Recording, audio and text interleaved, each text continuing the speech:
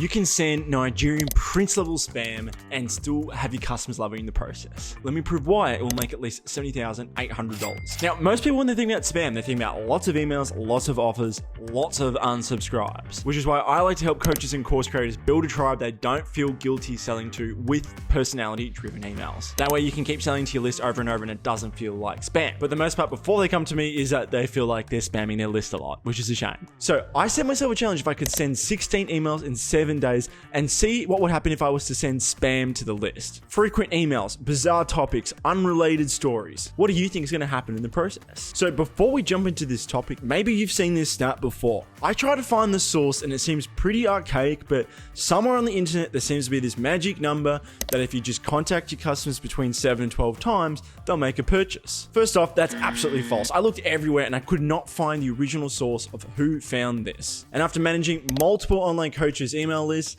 the data keeps showing the same thing, is that most people aren't ready to make a purchasing decision until at least 90 days. And we're emailing pretty much every single day. So this 7 to 12 number, I don't know where people got this from. Nevertheless, I had this crazy idea. What would happen if I was to squeeze these 7 to 12 touch points in one single week? Now, most people would think this would be spamming. And I'll explain in this video how 16 emails turn into roughly $70,800 in recurring revenue with happy customers, and why sending 8 emails in under 48 hours could be the best way to provide value to your list and make some profit along the way too. So before I get into how it worked, let's sort of address why people think lots of emails equals spam. So I'm really weird, and as a pastime hobby, I like to opt into YouTube ads just to see what they do in the back end, and I give them my real contact details because I want them to pitch me. And almost every single time, without fail, it's the same thing. Ring me out of the blue, send me a million emails, just pitch, pitch, pitch. And yet that's one of the fastest ways to land in the spam box, except most people teach this really hard pitch strategy. So surely you've been in this situation too. Like, you haven't given your permission.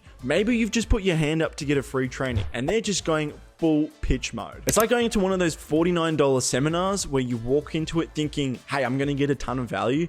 And then the whole day is just a massive pitch fest. I mean, I can't be the only one who's ever been in that situation before, right?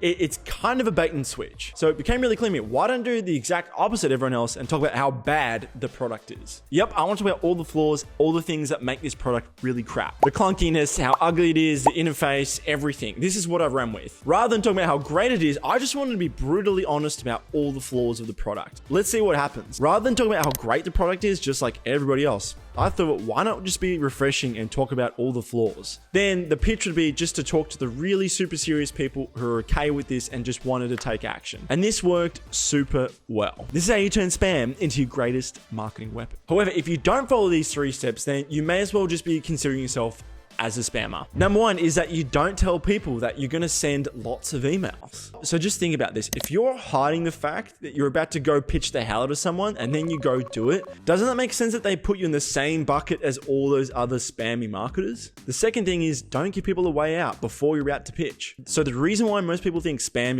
is because it's just this unpleasant surprise that lands in your inbox. It's irrelevant and there's just no context. And when it's irrelevant and there's no context, instead of hitting unsubscribe, they're going to complain for spam. So when you give people a way out, just say like, look, if you're not ready for this, here's the unsubscribe link. That is just going to make you so much more different than everyone else. It's also really going to slash your spam complaints. Number 3, and this is what nobody does. Don't just talk about how great your thing is. The best marketers know the way to attract high quality clients isn't to talk about all the benefits or how you're appealing for everyone. It's actually to repel most people and say how your product is not for everyone. And think about in your experiences with Facebook ads and YouTube ads, honesty is in a really short supply. So when you talk about the flaws of your product, it's very refreshing for the audience. So how does this translate into the real world? Well, I think this is going to really surprise you. So this launch that I did with a client, like the reverse pitch, 16,000 people on their list, only 150 people put their hand up to be on the pitch list. So at first, my client's a little disappointed. Oh, only 150 put their hand up to hear the pitch? Well, here's the thing about that. Because we've done every single thing right, we've asked for permission, and we've told them there's going to be lots of emails. We've even spoken about all the flaws of the product and we're brutally honest. I was able to send 8 of these spam emails in 48 hours, and we landed 50 affiliate signups. Now, full transparency, these are trials. Like, we got to make them stick before we get the thing, but 50 signups is really unusual, especially for something like high level. High level pays about $118 a pop. So if you do the math, that's roughly $70,800 in annual recurring revenue. That's how I got to that number. But let's dive deep into those numbers. Didn't 150 sound like a really low number? But then there's 50 people who converted, which makes it about 33%, which is insanely high when you think about it, especially for people giving you money month after month. It's a pretty good number. So what's the big lesson we can take away from here? Well, the enemy is not frequent emails. The enemy isn't spam emails. The enemy is being the person who's not fully transparent and not giving people a way out. That way is the old way of selling on the internet. The new way is to get people permission and give them a way out early. This is how I build trust in my clients list early and how we're able to make profits over the long term. And it makes sending spam actually enjoyable for the right people on your list. But what did I actually include in these emails and how did I brainstorm them so you can actually have a payday for yourself